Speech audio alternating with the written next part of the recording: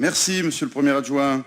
Donc cette proposition d'approuver le principe de recrutement de 100 agents de police, 100 agents, pardon, ah oui, Monsieur le Sénateur, c'est bien, de police municipale, ne peut que nous réjouir, mais il appelle cependant quelques remarques et quelques questions.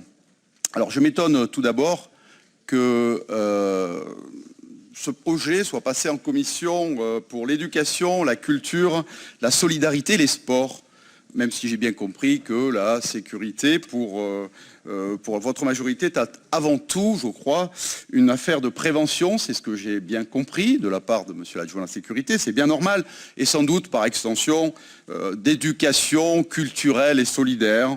Donc pourquoi pas ? Mais ce sont des questions effectivement très importantes. À ce titre, s'agissant de la vidéosurveillance, puisqu'il y a un moratoire, je voudrais dire que ça sert la prévention, à condition qu'il y ait derrière des personnels pour veiller à ce que ces caméras soient utiles. Donc, va pour le moratoire, mais encore faut-il déjà réparer ces caméras et faire en sorte que le centre de supervision soit efficace. Je voudrais dire ensuite qu'une centaine d'emplois représente un effort, naturellement, mais il faudrait au préalable aussi s'assurer que les trous aux emplois vacants qui font défaut soient honorés.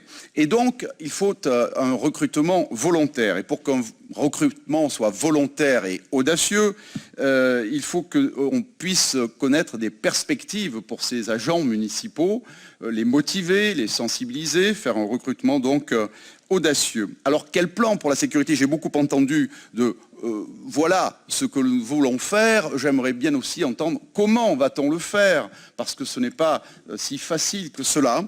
Et avec quoi surtout?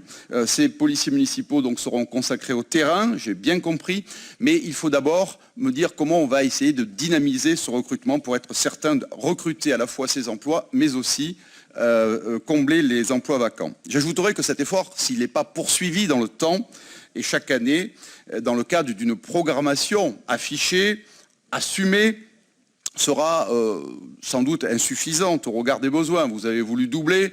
Beaucoup de nos élus également de la minorité donc étaient sur ce portage. Nous avions même proposé, nous, de tripler les effectifs de la police municipale. Mais ce qu'il faut surtout, c'est accorder aux Marseillais une capacité d'intervention. Et notamment une capacité d'intervention 24 heures sur 24 de la police municipale. On en est aujourd'hui à 20 heures sur 24. Alors, nous proposez-vous rapidement une intervention tous les jours et 24 heures sur 24 de cette police municipale. Et puis aussi, vous avez parlé de l'hypercentre, du centre. Moi, j'aimerais bien qu'on parle de la présence de la police municipale dans les quartiers sensibles et dans nos quartiers nord. Je suis certain que Madame Galli sera également sensible.